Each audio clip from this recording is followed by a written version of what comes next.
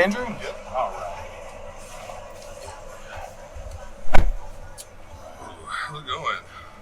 Hey, got some cell phone chargers down there if you need one. Yeah, I see that. Thank you. Yeah, no problem. I actually do. I'll bring mine with me today.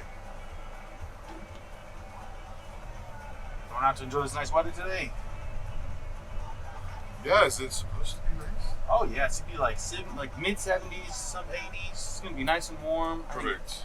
Clear skies. It's gonna be great. Oh yeah, that's like it all week, right? Yeah.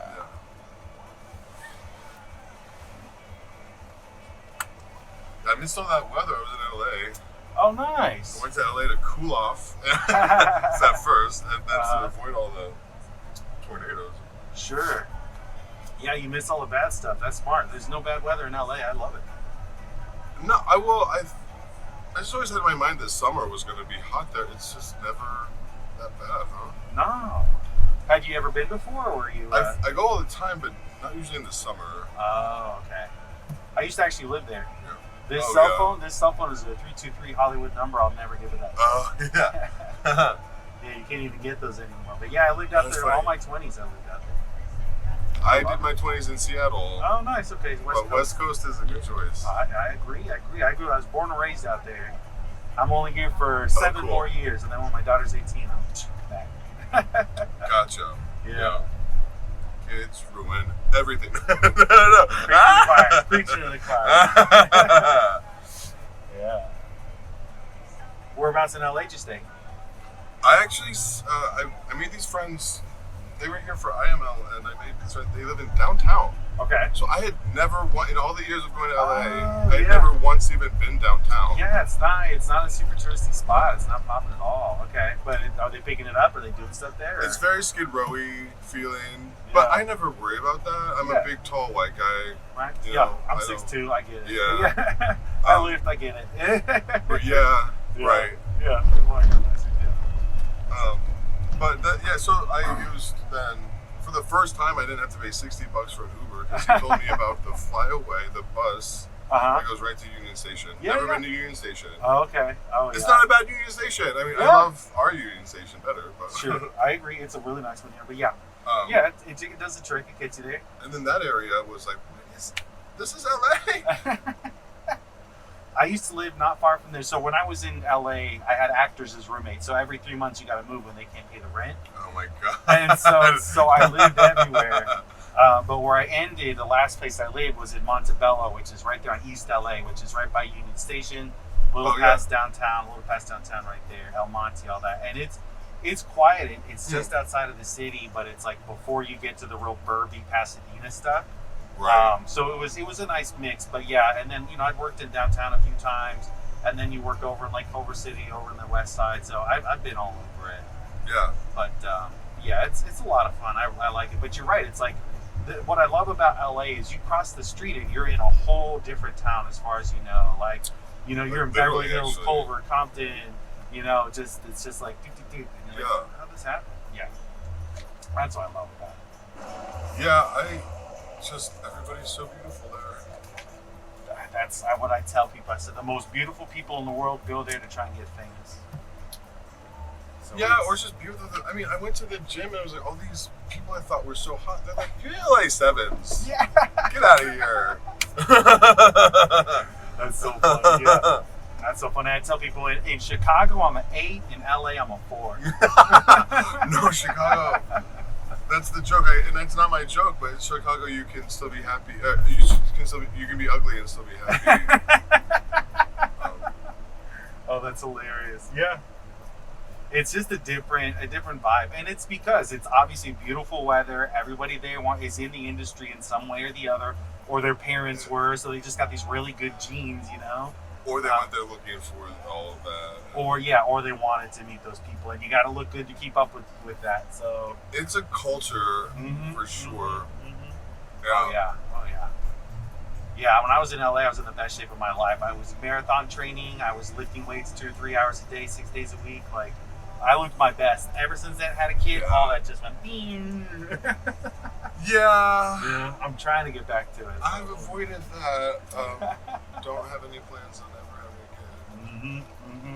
39 now, so it's kind of not that I miss my window, but not at all. I turned 39 2 months ago. June 11th is my birthday. So I just June 4th. Oh, we're still look at that. Man. That's hilarious. That's great. You know what though? I just got married June 1st, and she wants to have kids too. So I'm getting ready to do it again. I want to have kids. She wants to have kids. We're Mexican. You gotta have. You gotta. So yes, as Jesus said. That's what I tell her. I go, baby, we're married now. He's a Cristo's not gonna be mad at us. Yeah. I'm not a believer, but I say it a lot. Abuelita can finally stop praying. That's exactly what I say. My abuelita's like, Nino, you only got one kid. It's not enough. That's beautiful. Yeah, because she had 7, you know? Oh, yeah. Yeah, so that's I'm not keeping up at all. So she hit the minimum at least. Exactly. That's the legal minimum. Yeah. Are you from here originally then? I grew up downstate, Charleston, Illinois. Okay. Oh, cool. Okay. Like 20,000 people. Sure. There's a university there, Eastern Illinois. Okay. So there was a little window to the outside world there. That's really what it can feel like once you get out of some of those places. You're in your own little bubble. When I grew up just thinking that everybody growing up in Chicago was just having so much more privilege and learning things in school and just having all these experiences that I was being deprived of, and I was basically going to have to catch up. And it's not like that. Sure. Everybody's it's all a spectrum. It's all different. Yeah. Trauma's trauma. You know? Exactly. There's ignorant people everywhere, it turns out. Yeah, in a lot of ways, I'm pretty happy with how I grew up, just because it was a very.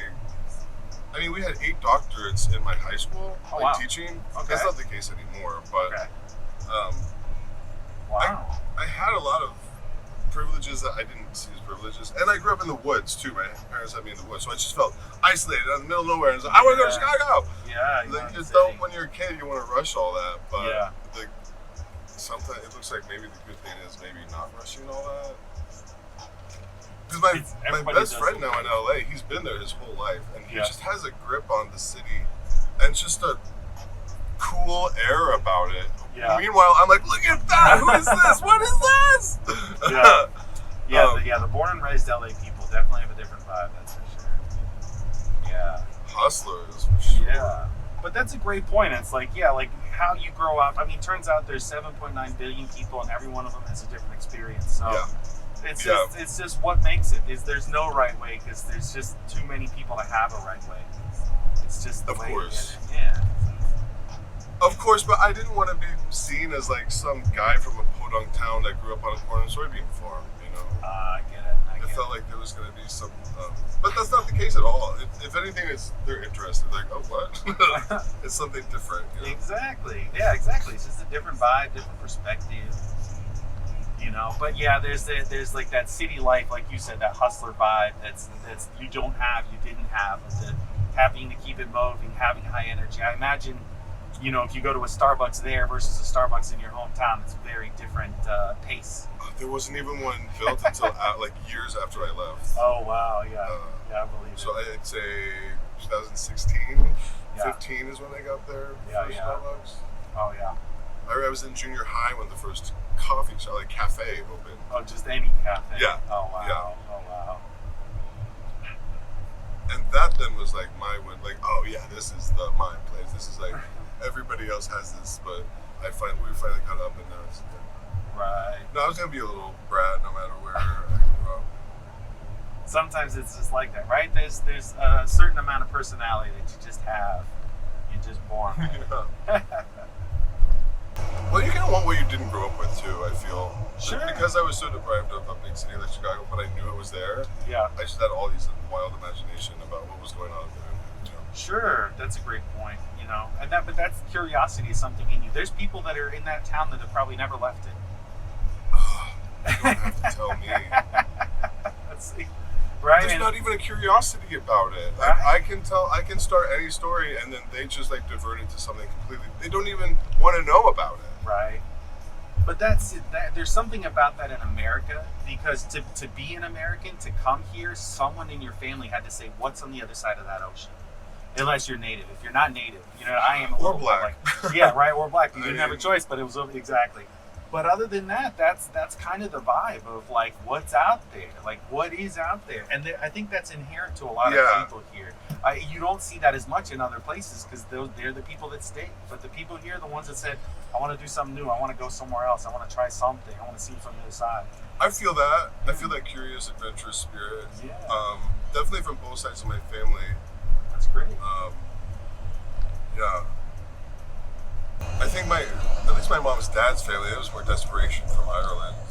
Yeah. But then her mom's parents, which is German Dutch, I think. They just said, let's see what's there. Let's do something. We got to make something out of nothing. So might as well do it there. My dad's were revolution. They came over with Lafayette from France. Oh wow. Okay. That long ago. So either they were conscripted into the army, or they were like, yeah, get me out of here. Yeah. Because of the Louis XIV of it all. Yeah. It's so wild. It's so interesting. You look at how people came to getting here. It really is a lot of those mixes of stories. Yeah. And America's still figuring out what its culture actually is, like what it's being and who it's being. It's still very new. Who knows what it'll be? Oh yeah, but I mean, we have because of that conversation, and even the Constitution, there's no strong moral center of who we are. And I don't think we should choose a religion and choose that moral center, but it is a difficult conversation to have. Absolutely. Who are we? Yeah. And right now, we're really reckoning with that. Wrestling, absolutely. It's a conflict. Right absolutely. Now. Oh yeah. And it's who knows what it'll be at the end of it. And it's one of those things, because America's only 400 and something years old as a country.